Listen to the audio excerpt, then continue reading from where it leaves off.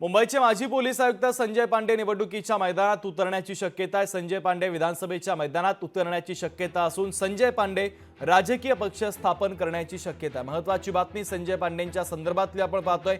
संजय पांडे हे मुंबईचे माजी पोलीस आयुक्त आहेत, तर आता ते राजकारणामध्ये सक्रिय होण्याची शक्यता आहे। निवडणुकीच्या मैदानात उतरण्याची शक्यता असून ते विधानसभेच्या मैदानात उतरण्याची शक्यता आहे। ते आपला राजकीय पक्ष स्थापन करण्याची देखील शक्यता आहे।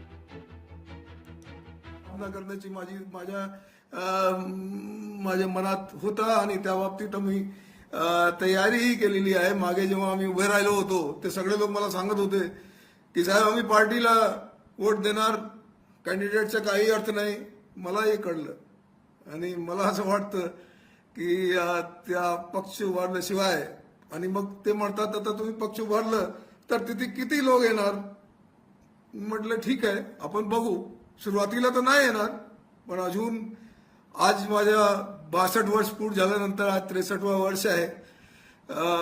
अजून कमीत कमी देवाची कृपाने 10-15 वर्ष तरी मी म्हणजे सुचारू रूपाने काम करू शकतो, सुचारू स्वरूपाने काम करू शकतो। ज्यांनी कोणी पक्ष जे काय काढायचे काढा, फक्त एकच आहे की व्यक्ती निवडून आणण्यासाठी पक्ष काढा, मतविभाजन व्हावं यासाठी पक्ष काढू नये। महाराष्ट्रामध्ये आणि देशामध्ये झालं असं की उमेदवार उभे का राहतात तर काही लोकांना खऱ्या अर्थाने निवडून यायचं असतं आणि काही लोकांना मतं खायची असतात।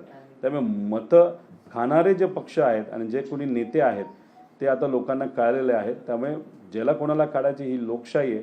फक्त उमेदवारांना निवडून आणण्यासाठी तुम्ही राजकारणात या, दुसऱ्याला पाडण्यासाठी नाही तर मतं खाण्यासाठी येऊ नका, एवढीच विनंती या ठिकाणी एक कार्यकर्ता म्हणून मी करेन।